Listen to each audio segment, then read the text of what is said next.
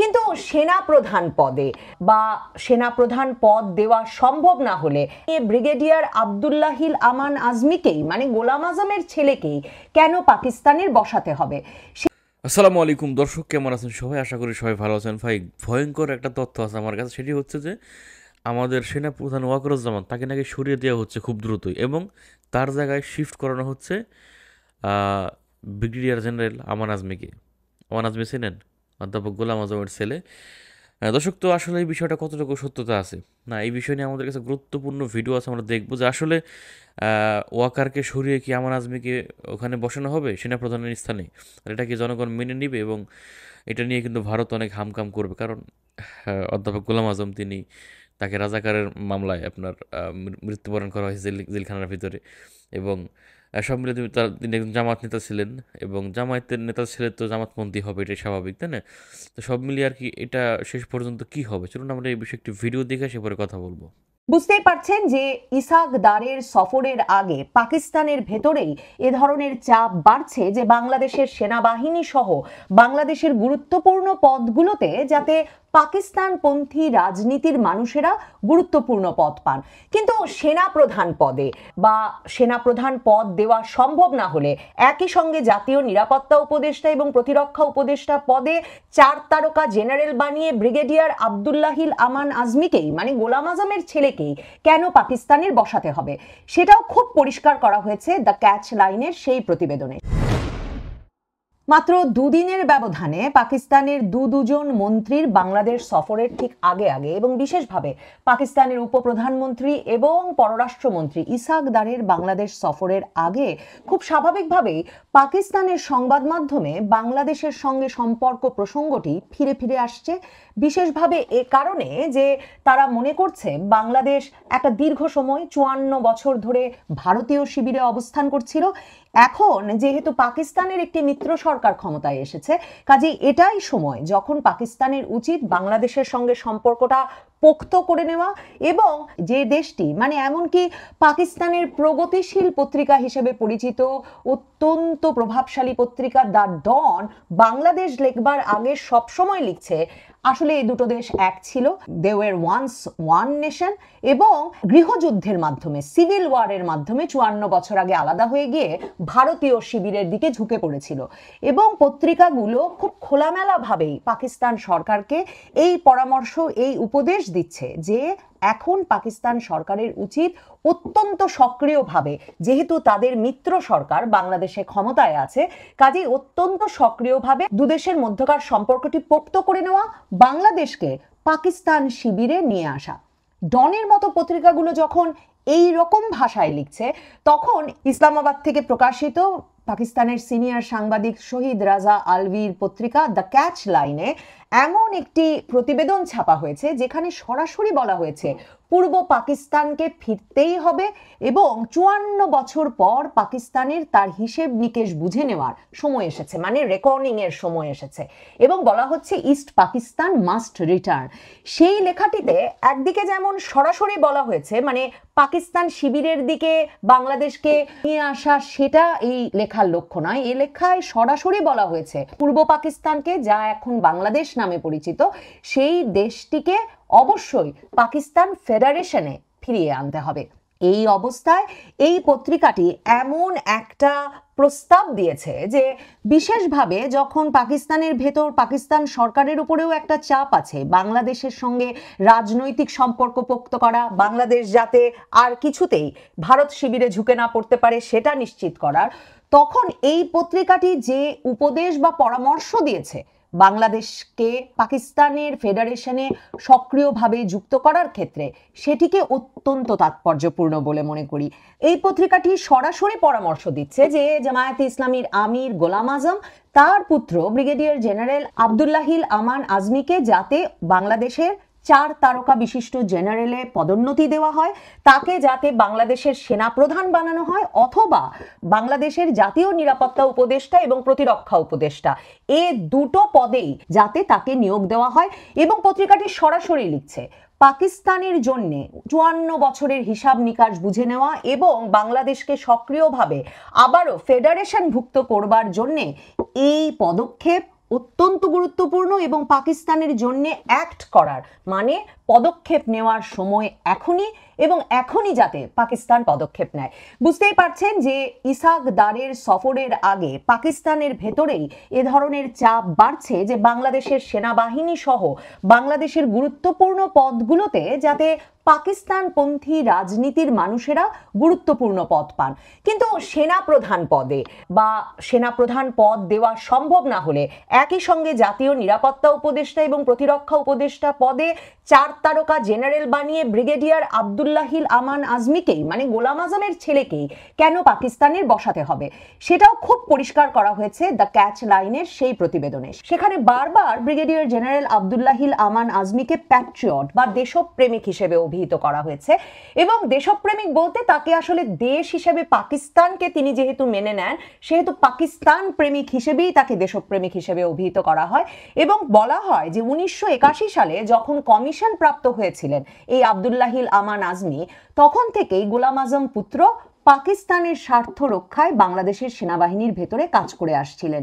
এবং পত্রিকাটি তাকে প্যাট্রিয়ট হিসেবে দেশপ্রেমিক হিসেবে উল্লেখ করে বলেন যে সে সময় হিন্দু এবং একদল বিশ্বাসঘাতক মুসলমানের ষড়যন্ত্রে এমন প্রশ্ন উঠেছিল যে সেনাবাহিনীতে তিনি কি করে কমিশন হলেন, কারণ তার পিতা গোলাম আজম এবং ব্রিগেডিয়ার আজমি এই দুজনের তো কোনো বাংলাদেশের নাগরিকত্ব থাকবার কথা নয়। সে সময় পত্রিকাটি বলে এরশাদের হস্তক্ষেপে অবশেষে ব্রিগেডিয়ার আজমির সেই কমিশন প্রাপ্তি নিশ্চিত হয়। আসলে নাগরিকত্ব নিয়ে সমস্যাটা কোথায় মনে করে দেখুন, 1971 সালের নভেম্বরে ব্রিগেডিয়ার আজমির বাবা গোলাম আজম তখন তিনি বাংলাদেশ ত্যাগ করেন যখন বুঝতে পারেন যে বাংলাদেশ স্বাধীন হওয়ার পথে এবং পাকিস্তান সেনাবাহিনীকে হয়তো আত্মসমর্পণ করতে হবে। সে অবস্থায় তিনি দেশত্যাগ করেন এবং 1972 সাল থেকে গোলাম আজম পূর্ব পাকিস্তান পুনরুদ্ধার কমিটি গঠন করে এই স্বপ্ন বাস্তবায়নে কিন্তু কাজ করে আসছিলেন যে পূর্ব পাকিস্তানকে ফিরতেই হবে পাকিস্তানের সঙ্গে সংযুক্ত হতে পাকিস্তানের ফেডারেশনে। এবং সে সময় তিনি লন্ডনে এর মূল অফিস গড়ে তোলেন, তারপর সৌদি আরবের সঙ্গে তো যাতায়াত করেন, এছাড়া দেশে দেশে গিয়ে এই পূর্ব পাকিস্তান পুনরুদ্ধার কমিটি সংগঠন যেমন করেন তাদের যে মূল বক্তব্য বা দাবি সেটিও তুলে ধরেন, যার প্রেক্ষিতে সৌদি আরব কিন্তু বঙ্গবন্ধুর মৃত্যুর আগ পর্যন্ত বাংলাদেশকে স্বীকৃতি দেয় না। মানে বঙ্গবন্ধু মারা যান 15ই আগস্ট আর 16ই আগস্ট সৌদি আরব বাংলাদেশকে স্বীকৃতি দেয়। তো গোলাম আজম ফিরে আসেন বাংলাদেশে পাকিস্তানি নাগরিক হিসেবেই তার মাকে দেখতে জিয়ার আমলে 1978 সালে, এবং তারপর ভিসার মেয়াদ শেষ হয়ে গেলেও তিনি থেকে যান। তবে ফর্মালি আনুষ্ঠানিকভাবে গোলাম আজম কখনো বাংলাদেশের নাগরিকত্ব নিয়েছিলেন কিনা সে রহস্য ভেদ হয় না, এবং সে প্রশ্নই ব্রিগেডিয়ার আজমি যখন সেনাবাহিনীতে যোগ দিয়েছিলেন 1981 সালে তখন ওঠে যে তার পিতা বাংলাদেশের নাগরিক নন, কাজে তিনিও তো নাগরিক নন।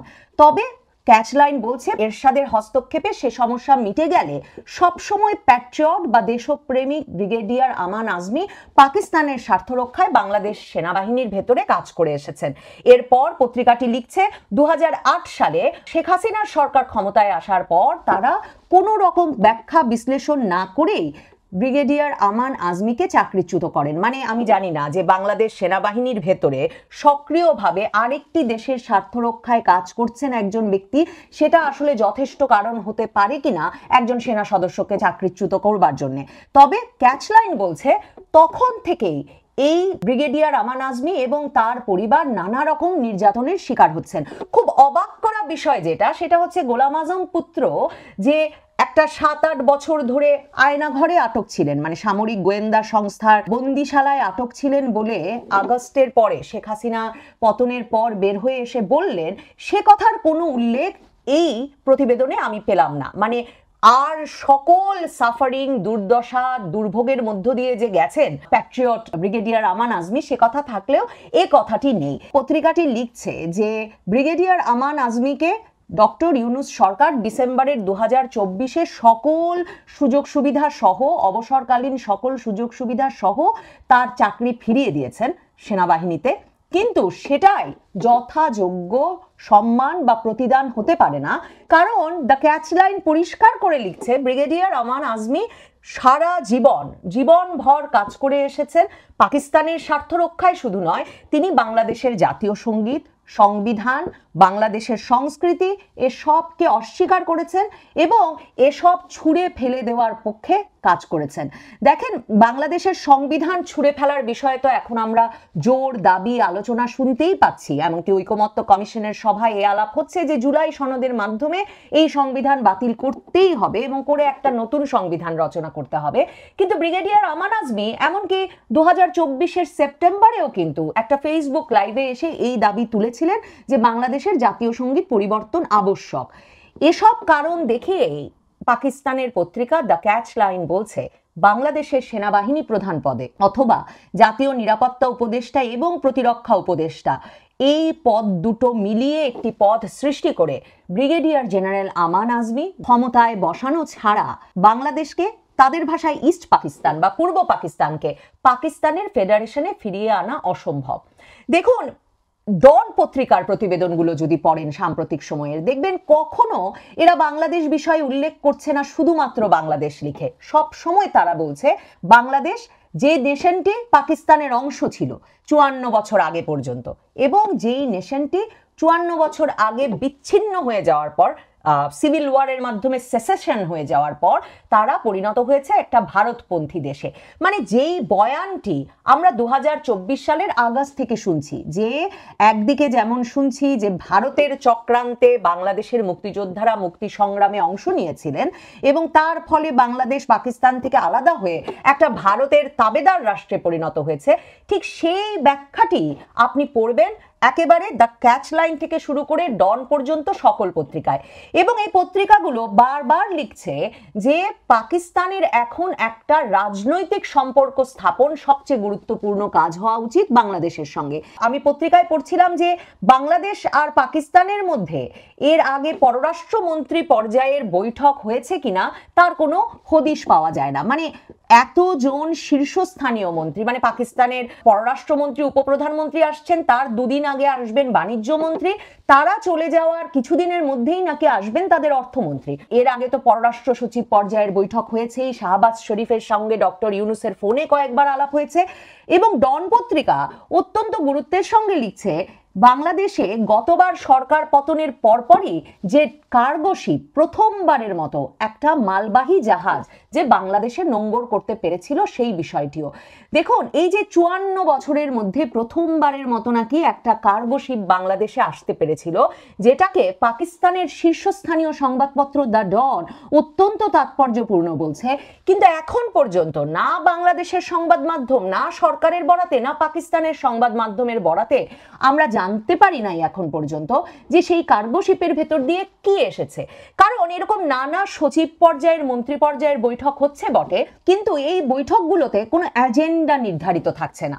মানে কোনো বিশেষ চুক্তি স্বাক্ষরের জন্য এতটা উচ্চ পর্যায়ের বৈঠকগুলো হচ্ছে কিনা তা জানা যাচ্ছে না, বরং বলা হচ্ছে রাজনৈতিক সম্পর্ক উন্নয়ন করতেই দুই দেশের মধ্যে এই সফরগুলো আয়োজন করা হচ্ছে। উপপ্রধানমন্ত্রী আর পররাষ্ট্রমন্ত্রী এসে নাকি দুই দেশের পররাষ্ট্র দপ্তরের মধ্যে সাংস্কৃতিক বিনিময় এবং সহযোগিতা বাড়ানোর একটা সমঝোতা স্মারক স্বাক্ষর করলেও করতে পারেন। এর আগে অবশ্য স্বরাষ্ট্রমন্ত্রী যখন এসেছিলেন তখন একটু আলাপ হয়েছিল যে অন অ্যারাইভাল ভিসার ব্যবস্থা করা যায় কিনা পাকিস্তানের জন্য এবং বাংলাদেশের জন্য, মানে দুদেশের মধ্যে একটা অন অ্যারাইভাল ভিসার ব্যবস্থা করা যায় কিনা।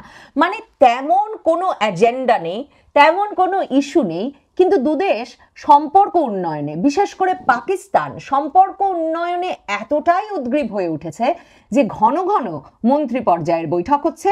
আর তাদের সংবাদ মাধ্যম লিখছে বাংলাদেশকে হয় পাকিস্তান শিবিরে, না হলে বাংলাদেশকে পাকিস্তান ফেডারেশনেই ফেরত নিয়ে যেতে হবে।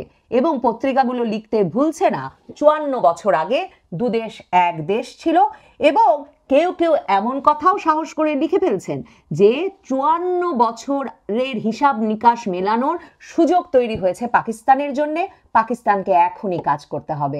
এবং সেই কাজের প্রথম পদক্ষেপ হিসেবে কি চিহ্নিত করা হয়েছে? চিহ্নিত করা হয়েছে গোলাম আজমের পুত্র ব্রিগেডিয়ার আমান আজমিকে বাংলাদেশের সেনা প্রধান হিসেবে নিয়োগদান, অথবা সামরিক বাহিনীর ওপর তার প্রভাব বিস্তারের ব্যবস্থা করতে তাকে জাতীয় নিরাপত্তা উপদেষ্টা এবং প্রতিরক্ষা উপদেষ্টা বানানো। এই প্রত্যেকটির সূত্র যদি মেলানো যায় তাহলে বোধহয় বুঝতে অসুবিধা হয় না যে কেন পাকিস্তানের তরফে বাংলাদেশের সামরিক বাহিনীর ভেতরে এত এত অফিসার থাকবার পরেও পছন্দ করা হলো প্যাট্রিয়ট। পাকিস্তানের সংবাদ মাধ্যমের ভাষায় প্যাট্রিয়ট বাংলাদেশের সংবিধান, বাংলাদেশের জাতীয় সঙ্গীত, বাংলাদেশের সংস্কৃতিকে অগ্রাহ্য করা এবং সে বিষয়ে প্রকাশ্যে কথা বলে আসা ব্রিগেডিয়ার আমান আজমিকেই। পাকিস্তানের পত্রিকা এই পছন্দের কারণ ব্যাখ্যা করতেও তাই কোনো রাগঢাক করেনি। দর্শক, আপনারা এখানে সেই গুরুত্বপূর্ণ ভিডিওটি দেখতে পেলেন। এখানে আমাদের নবনীতা চৌধুরী তিনি এখানে গুরুত্বপূর্ণ কথা বললেন। তো আপনারা শুনতেই পেলেন যেখানে ওয়াকারুজ্জামানকে সরিয়ে নাকি আমান আজমিকে বসানোর চিন্তা ভাবনা করা হচ্ছে। তো এটা আসলে জনগণ কতটুকু মেনে নেবে? তো আমি আমার ব্যক্তিগত মতামত যেটা আসলে সেটা হচ্ছে যে কার ছেলে কে ওটা দেখার বিষয় না। বিষয় হচ্ছে কি যে এই লোকটা আসলে ত্যাগী লোক কিনা এবং এই লোকটা সেনাপ্রধান হওয়ার যোগ্যতা তার ভিতরে আছে কিনা। হ্যাঁ, তার ব্যক্তিগত অর্জন কি এটা আমাদের দেখতে হবে। হ্যাঁ, তার বাপদাদার অর্জন দেখে তো লাভ নাই। তো ব্যক্তিগত অর্জন বলতে উনি একজন অত্যন্ত দূরদর্শী সাহসী একজন মানুষ। আর হচ্ছে সবচেয়ে বড় অর্জন হচ্ছে ওনার স্বৈরাচারের আমল দীর্ঘ 8 থেকে 10 বছর তিনি আপনার গুমের শিকার হয়েছিলেন। হ্যাঁ, এটা সবচেয়ে বড় একটা অর্জন। হ্যাঁ, তো এই কারণে তাকে সেনাপ্রধান করা যেতে পারে যদি দেশবাসীর মতামত থাকে। হ্যাঁ, আর হচ্ছে সরকার থেকে যদি চায় তাহলে সেনাপ্রধান করা যেতে পারে। তো যাই হোক, আপনারা আপনাদের মূল্যবান মতামত লিখে যাবেন কমেন্টে। ভাই ছোটো মানুষ, রাজনীতি সম্পর্কে অত কিছু বুঝি না, রাজনীতি করিও না, তবে ব্যক্তিগত আমার মতামত আমি আপনার সাথে শেয়ার করলাম। আপনার মন্তব্য আপনি কমেন্টে জানিয়ে যাবেন। ভালো থাকবেন, সুস্থ থাকবেন এবং এরকম আরও ভিডিও পেতে আমাদের ইউটিউব চ্যানেলটি সাবস্ক্রাইব করবেন। আসসালামু আলাইকুম।